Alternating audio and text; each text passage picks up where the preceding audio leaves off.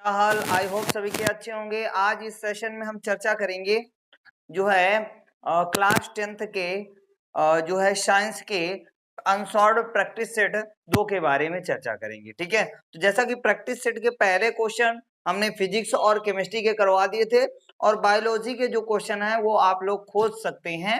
ठीक है, तो अब हम चलते हैं फिर से जो है हम किस में चलते हैं, फिजिक्स के क्वेश्चन के बारे में, यानी प्रैक्टिस सेट 2 के बारे में चर्चा करते हैं। पहला क्वेश्चन जैसा कि आपकी स्लाइड पर आ जाएगा। पहला क्वेश्चन है अवतल दर्पण के सम्मुख ध्रुव और फोकस के बीच स्थित वस्तु का प्रतिबिंब बनता है सीधा, आभासी, छोटा, सीधा। दूसरा ऑप्शन है सीधा, आभासी, बड़ा। सी ऑप्शन है सीधा, वास्तविक, बड़ा। डी ऑप्शन है सीधा, वास्तविक, छोटा। तो इसमें कौन सा करेक्ट होगा इसको हम देखते हैं। करेक्ट होगा तो भैया ऑप्शन जो है इसमें बी ऑप्शन करेक्ट होगा। कौन सा ऑप्शन? बी ऑप्शन, सीधा, आभासी, बड़ा। कैसा? सीधा, बी ऑप्शन करेक्ट होगा। कौन सा? बी, सीधा, आभासी, सीधा, आभासी, बड़ा। कैसा? सीधा, आभासी, बड़ा। ठीक है, उसके बाद अगला क्वेश्चन पढ़ देते हैं। दूरदृष्टि दोष के निवारण में कौन सा लेंस उपयुक्त होता है? अब यदि किसी व्यक्ति को दूरदर्शिता है तो उसके लिए दूना फार्मूला का यूज करेंगे। क्या? दूना। दू का मतलब दूरदृष्टि दोष के लिए, दूरदृष्टि दोष के लिए, दृष्टि दोष के लिए, दूरदृष्टि दोष के लिए उत्तल लेंस का उपयोग किया जाता है और निकट दृष्टि दोष के लिए, निकट के लिए, निकट के लिए किसका यूज किया जाता है? अवतल लेंस का उपयोग किया जाता है। ठीक है, दूना याद रखना। दू का मतलब दूरदृष्टि दोष और उ का मतलब उत्तल लेंस का उपयोग किया जाता है। किस लेंस का? उत्तल लेंस का उपयोग किया जाता है। किसका? उत्तल लेंस का। ना का मतलब निकट दृष्टि दोष के लिए अवतल का उपयोग। दूना, दूना जिसमें जो है बतासे खाते हो, चाट खाते हो, वो दूना होता है ना, दूना, दूना होता है दूना। तो दू का मतलब दूर दृष्टि दोष के लिए उत्तल और निकट दृष्टि दोष के लिए अवतल का उपयोग किया जाता है। तो यहाँ पर क्वेश्चन में बोला है कि दूरदृष्टि दोष है, तो दूरदृष्टि दोष के लिए हम किसका उपयोग करेंगे भैया? ए ऑप्शन अवतल लेंस, बी ऑप्शन उत्तल लेंस, सी ऑप्शन द्विफोकसी लेंस, डी ऑप्शन इनमें से कोई नहीं। तो इसमें कौन सा करेक्ट होगा भैया? तो इसमें करेक्ट होगा अभी जैसा कि बताया है, दूरदृष्टि दोष के लिए उत्तल लेंस। क्या कौन सा ऑप्शन करेक्ट होगा इसका? बी ऑप्शन करेक्ट होगा, यानी इसका बी ऑप्शन करेक्ट होगा। बी ऑप्शन मतलब उत्तल लेंस। क्या उपयोग किया जाएगा? उत्तल लेंस का उपयोग किया जाएगा। अगला क्वेश्चन पढ़ देते हैं। अगला क्वेश्चन है एक लेंस से 0.2 मीटर दूरी पर रखी वस्तु के आभासी प्रतिबिंब का आवर्धन 0.5 है, यह लेंस होगा। क्या होगा भैया? यह लेंस होगा। तो सबसे पहले हमें क्या, वस्तु की दूरी कितनी दी हुई है? 0.2 मीटर और इसका आभासी प्रतिबिंब यानी आवर्धन क्षमता। तो भैया यहाँ पर रफ कर देते हैं, इसको यह समझा देते हैं। ठीक है, तो यहाँ पर जैसा कि हमें u का मान कितना दिया है, तो u का मान दिया है माइनस का 0.2 मीटर। ठीक है, m का मान दिया है 0.5। ठीक है, और इसके बाद हमें निकालना क्या है? तो चूंकि हमें पता है कि v upon U is equal to m, क्या m के बराबर होता है। ठीक है, तो यहाँ पर u का मान दिया है तो रख देते हैं। तो यहाँ पर v अपान u का मान 0.2 इज इक्वल टू m का मान 0.5। ठीक है, क्रॉस मल्टीप्लीकेशन कराते हैं तो v इज इक्वल टू कितना हो जाएगा? v बराबर हो जाएगा 5 दूने 10 यानी 1.0। ठीक है, कितना हो जाएगा? 1.0 सेंटीमीटर। ठीक है, अभी इतनी बात तो क्लियर हो गई ना। तो यहाँ पर जो भी होगा माइनस माइनस प्लस हो जाएगा। ठीक है, तो अब देखो ध्यान देना, इसमें क्या कौन सा ऑप्शन करेक्ट होगा? तो इसमें कौन सा ऑप्शन करेक्ट होगा? क्योंकि 2 अंकों के डिजिट के बाद 0 है ना, तो यहाँ पर कितना 0.1 आएगा। ठीक है, 10 होगा।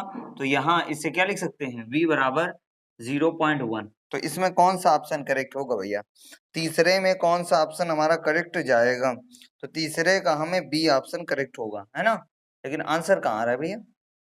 बी ऑप्शन करेक्ट होगा। क्यों? इसमें क्या रीजन है? तीसरे का बी,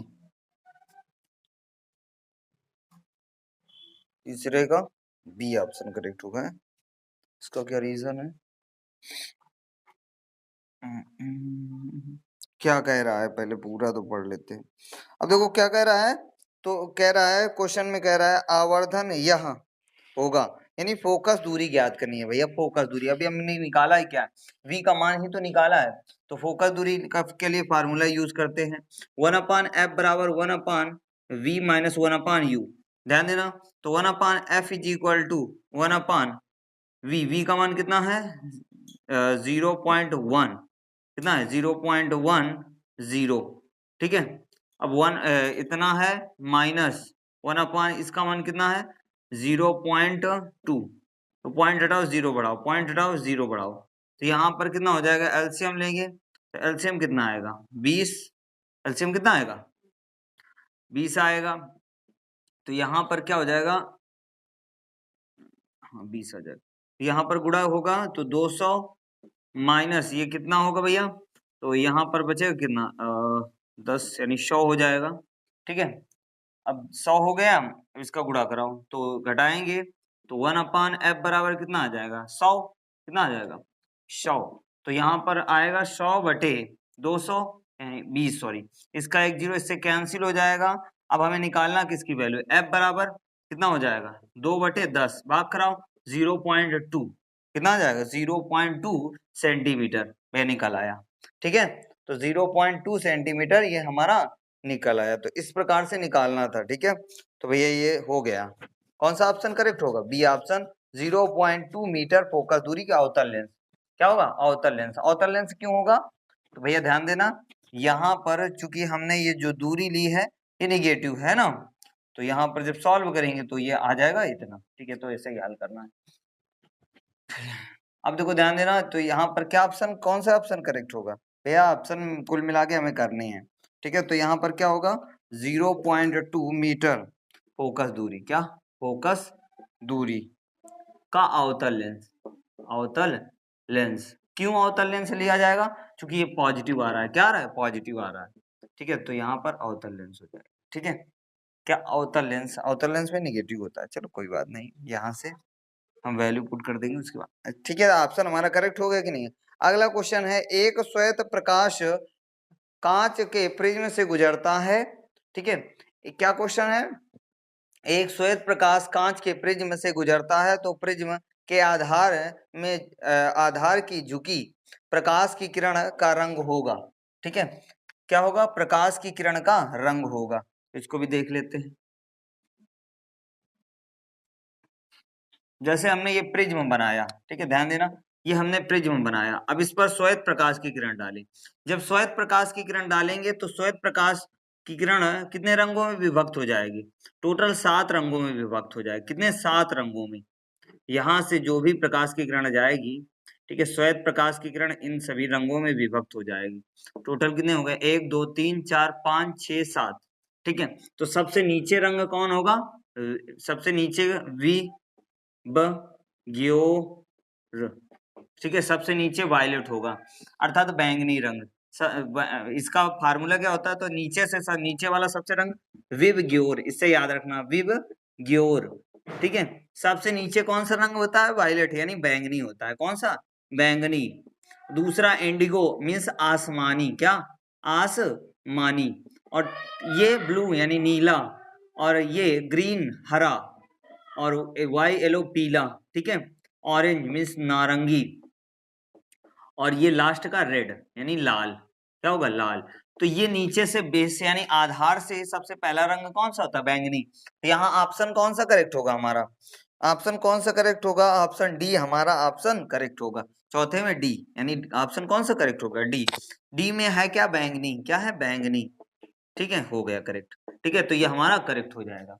इसके बाद आगे बात करते हैं, अगला क्वेश्चन, अगला क्वेश्चन हम पढ़ देते हैं, कौन सा नंबर है 5वां नंबर, कह रहा है R1 व R2 प्रतिरोध के दो तार समांतर क्रम में जोड़े गए हैं, इनका तुल्य प्रतिरोध होगा, अर्थात हमें इनका तुल्य प्रतिरोध ज्ञात करना है, क्या कुल प्रतिरोध कितना होगा, ठीक है, इसका कुल प्रतिरोध कितना होगा, ठीक है। तो ये सारी चीजें नोट कर लेना, डस्टर कहाँ गया, ठीक है। तो उसके बाद उधर देखो जाके उस साइड, हाँ अगला क्वेश्चन है, हमें क्या तुल्य प्रतिरोध ज्ञात करना है, और क्या कह रहा है समांतर क्रम।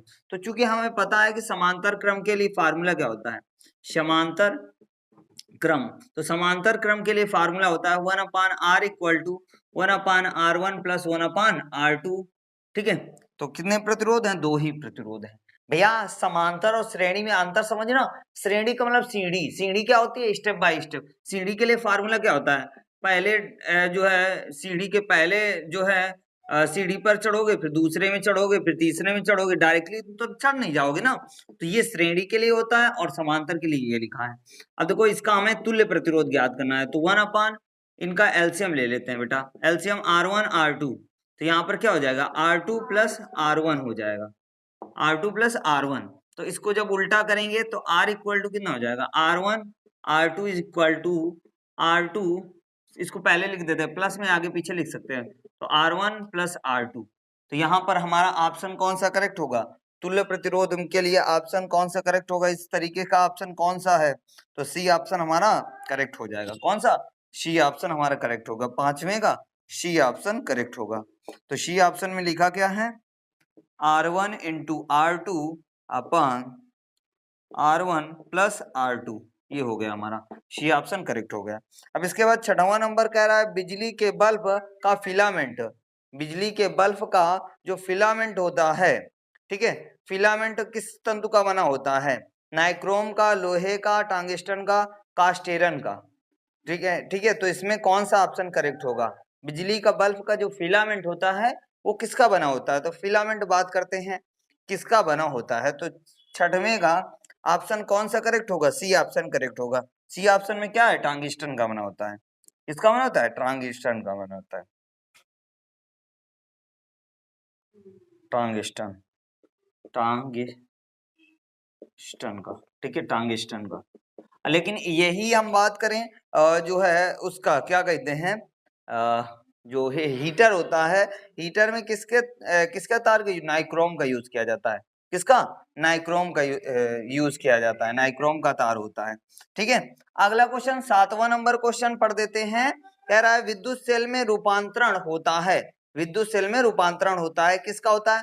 रासायनिक ऊर्जा का विद्युत ऊर्जा में, विद्युत ऊर्जा का यांत्रिक ऊर्जा में, यांत्रिक ऊर्जा का विद्युत ऊर्जा में, और विद्युत ऊर्जा का रासायनिक ऊर्जा में। समझना, सारी चीजें बता देंगे। 7वें नंबर में क्वेश्चन, विद्युत सेल का रूपांतरण। ठीक है, विद्युत सेल का रूपांतरण रासायनिक ऊर्जा का विद्युत ऊर्जा में। रासायनिक ऊर्जा भाई बल्ब यानी जो है उसमें, किसमें? सेल में रासायनिक ऊर्जा का विद्युत ऊर्जा में रूपांतरण होता है, किसमें? ये होता है। दूसरा, इसके बाद विद्युत ऊर्जा का यांत्रिक ऊर्जा में, चूंकि हमने देखा है मोटर जो होती हैं, जो मोटरें होती हैं, जो आटा चक्की में लगी होती हैं, वो विद्युत ऊर्जा को यांत्रिक ऊर्जा में बदलती है, यानी गतिज ऊर्जा को। इसके बाद यांत्रिक ऊर्जा विद्युत ऊर्जा को, तो जनरेटर का जो है वो लगा होता है, जनरेटर जो होता है वो यांत्रिक ऊर्जा को विद्युत ऊर्जा में, यानी विद्युत ऊर्जा में बदलता है। इसके बाद डी ऑप्शन, ऊर्जा का रासायनिक ऊर्जा में, यानी किसी विद्युत ऊर्जा को रासायनिक ऊर्जा, जैसे बैटरी को चार्ज करते हो तो बैटरी को चार्ज करने के बाद विद्युत ऊर्जा को रासायनिक ऊर्जा में परिवर्तित करता है, तो ये होता है। तो इसमें ऑप्शन हमारा कौन सा करेक्ट होगा? ऑप्शन ए करेक्ट होगा, 7वें का ए करेक्ट होगा। कौन सा ऑप्शन? ए करेक्ट होगा। तो इसमें क्या होगा? रासायनिक ऊर्जा का विद्युत ऊर्जा में, क्या? रासायनिक ऊर्जा का, रासायनिक ऊर्जा का विद्युत ऊर्जा में, किसमें? विद्युत ऊर्जा में, विद्युत ऊर्जा में, रासायनिक ऊर्जा का विद्युत ऊर्जा में रूपांतरण होता है। ये हमारा ऑप्शन करेक्ट हो जाएगा। इसके बाद डी नंबर क्वेश्चन कह रहा है, भैया यहां तक देख लो, वीडियो में आवाज सवाज की प्रॉब्लम तो नहीं, ये केमिस्ट्री से रिलेटेड है। कह रहा है रासायनिक अभिक्रिया 2FeCl3 plus 2H2O plus Y, इसको हम लिख देते हैं, लिख के समझाते हैं। ठीक है, इसको क्या करते हैं? इसको लिख देते हैं फिर समझाते हैं, तभी समझ में अच्छे से आएगा। ठीक है,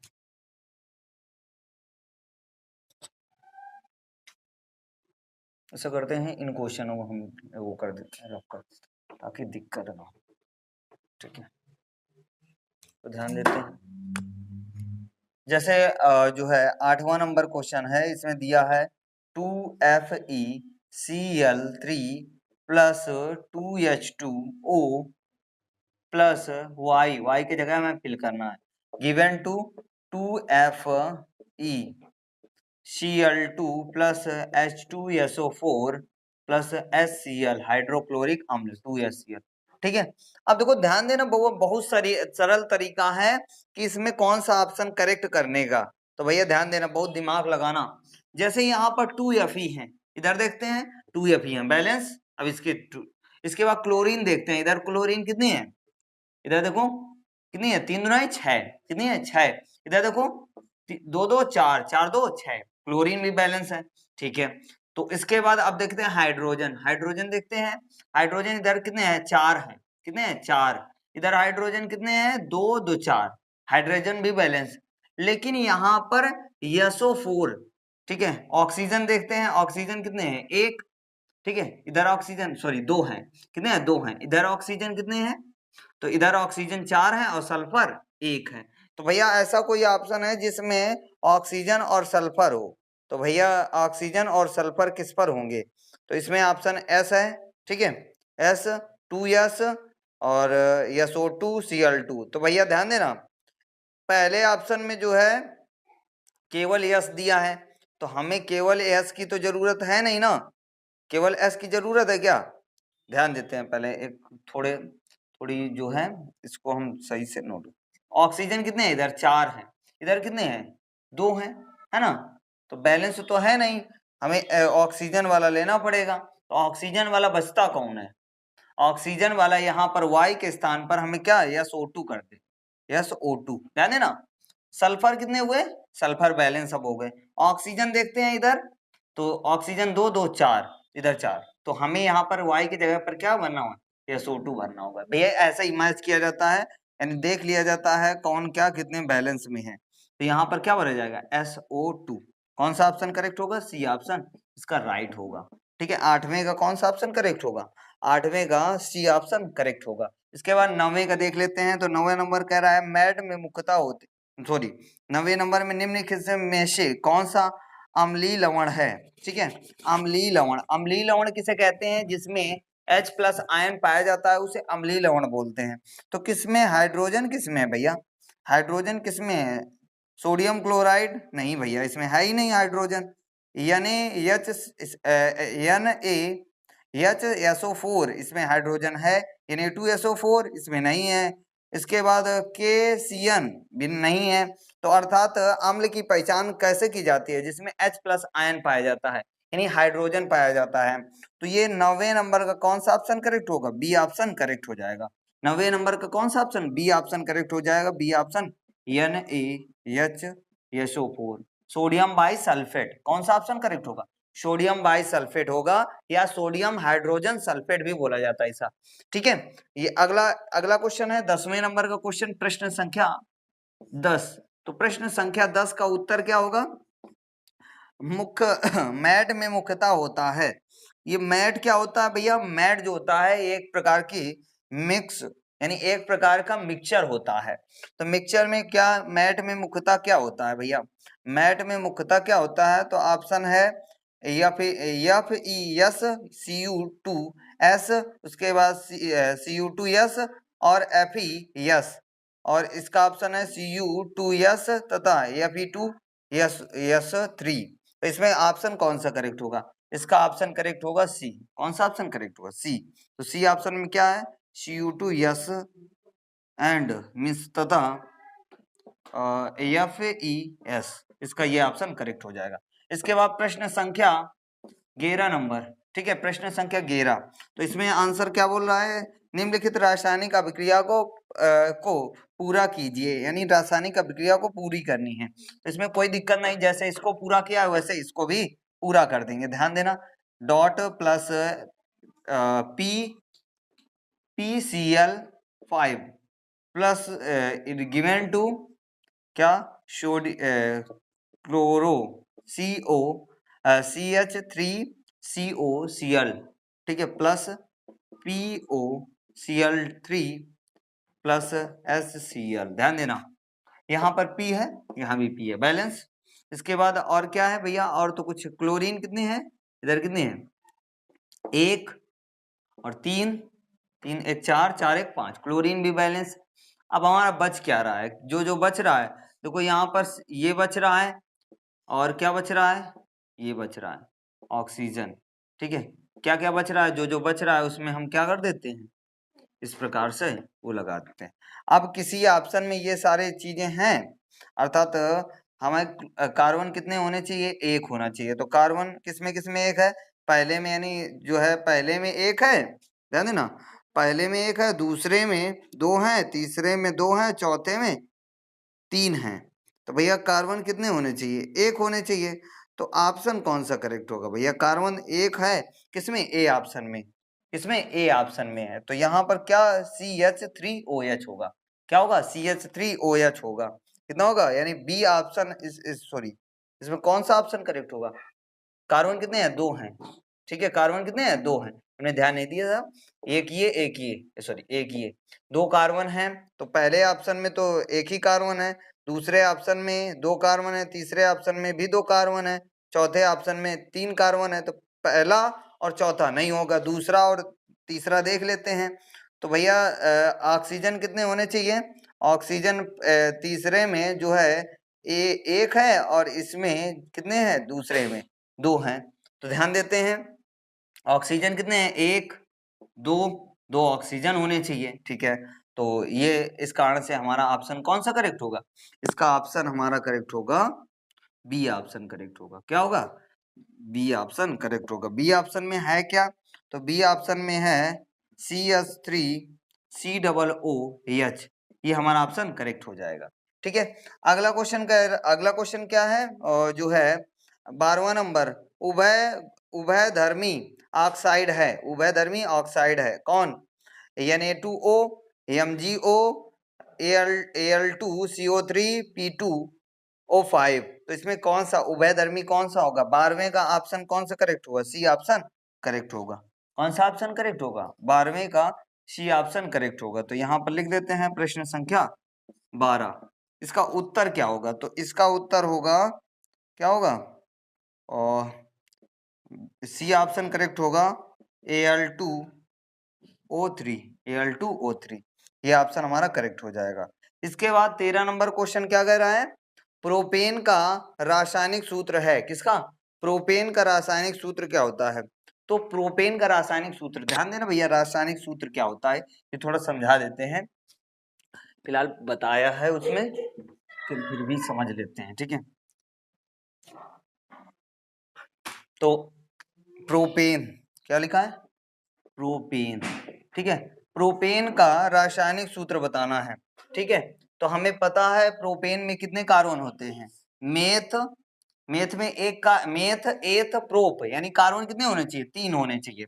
अब कार्बन एन लगा है, तो एन में क्या होता है, ये किस श्रेणी का है, तो ये एल्केन श्रेणी का है, किसका है, एल्केन का।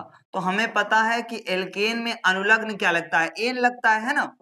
तो इस कारण से प्रोपेन हुआ, जब प्रोपेन हुआ तो इसका सामान्य सूत्र क्या होता है, CnH2n+2 होता है। अर्थात यहाँ पर कार्बन तीन रखे हैं, और उसके अलावा कार्बन जब तीन रखे हैं तो 2 इंटू एन का मान कितना है, 3+2। इसके बाद C3H, यानी 3 दूना 6, 6 2 8। अर्थात हमारा जिस ऑप्शन में ये होगा वही ऑप्शन हमारा करेक्ट हो जाएगा। तो इस किस ऑप्शन में ये है, तो ये है ऑप्शन नंबर थर्ड में है, सेकंड में है, ऑप्शन नंबर बी इसका करेक्ट होगा। ऑप्शन बी क्या लिखा है, C3H8, ठीक है, ये ऑप्शन हमारा करेक्ट हो जाएगा। इसके बाद अगला क्वेश्चन है हाइड्रा का, यानी ये जो है बायोलॉजी का क्वेश्चन है, ठीक है। तो इसको थोड़ा देख लेते हैं। तो यहाँ तक भैया स्क्रीनशॉट ले लीजिए,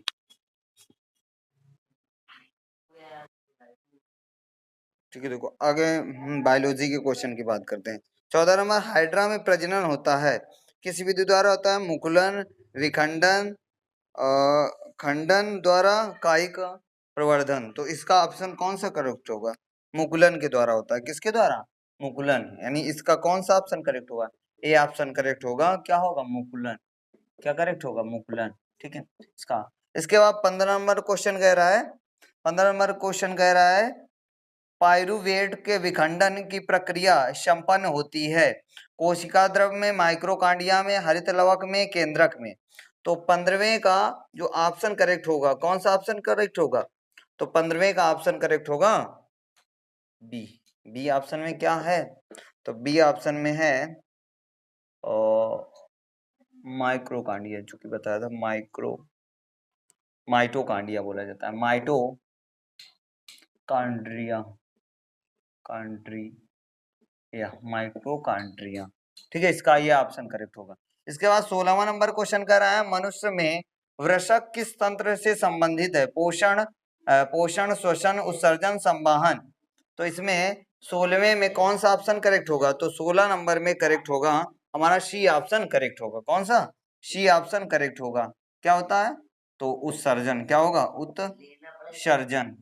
ठीक है, बातें नहीं, उत्सर्जन। ठीक है, उसके बाद 17 नंबर क्वेश्चन कह रहा है, मेंडल ने प्रारंभिक शिक्षा प्राप्त की मंदिर से, स्कूल से, गुरुकुल से, गिरजाघर से। तो यहाँ पर 17वें का जो ऑप्शन करेक्ट होगा वो कौन सा ऑप्शन करेक्ट होगा? बी ऑप्शन करेक्ट होगा। कौन सा? 17वें का बी ऑप्शन करेक्ट होगा। कौन सा? 17वें का बी, सॉरी गिरजाघर से। कौन सा करेक्ट होगा? गिरजाघर से, डी ऑप्शन करेक्ट होगा, गिरजा घर। ठीक है, गिरजाघर करेक्ट होगा। इसके बाद जो है 18वें नंबर में कौन सा ऑप्शन करेक्ट होगा? 18वां क्या है?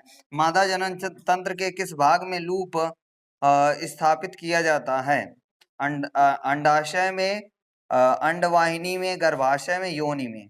तो इसमें कौन सा ऑप्शन करेक्ट होगा? 18वें का सी ऑप्शन करेक्ट होगा, यानी गर्भाशय में। क्या कौन सा ऑप्शन करेक्ट होगा? सी ऑप्शन, यानी गर्भाशय। क्या होगा? गर्भाशय। ठीक है, गर्भाशय में। तो ये ऑप्शन हमारा करेक्ट हो जाएगा। ठीक है, उसके बाद अगला क्वेश्चन है, निम्न में से कौन सा अंग पौधों के नर जनन अंग का प्रतिनिधित्व करता है? जायांग, पुंकेसर, वर्तिकाग्र, अंडाशय। तो इसमें कौन सा ऑप्शन 19 नंबर में बी ऑप्शन हमारा करेक्ट होगा, अंडवाहिनी। कौन सा? सॉरी, बी ऑप्शन कौन सा करेक्ट होगा? पुंकेसर होगा। क्या होगा? बी ऑप्शन पुंकेसर। पुंकेसर। क्या होगा? पुंकेसर, पुंकेसर। इसके बाद अगला क्वेश्चन है, निम्नलिखित में से कौन से पर्यावरण मित्र व्यवहार कहलाते हैं? ठीक है, बाजार जाते समय खरीदे गए सामान को रखने के लिए कपड़ों का थैला ले जाना, अनावश्यक ऊर्जा खर्च बचाने के लिए लाइटों और पंखों का स्विच ऑफ करना, वाहनों के बजाय विद्यालय तक पैदल जाना, उपयुक्त सभी। तो इसमें ऑप्शन कौन सा करेक्ट होगा? उपयुक्त सभी। इसमें जो है उत्तर कौन सा होगा? डी ऑप्शन करेक्ट होगा, यानी उपयुक्त सभी। क्या होगा? उपयुक्त सभी, प्रयुक्त सभी, प्रयुक्त सभी। ठीक है, तो आई होप यहाँ तक क्लियर हुआ होगा। यदि क्लियर हुआ तो दोस्तों के साथ में शेयर कीजिए। चैनल पर नए हैं तो चैनल को सब्सक्राइब कीजिए। तब तक के लिए जय हिंद, जय भारत, वंदे मातरम।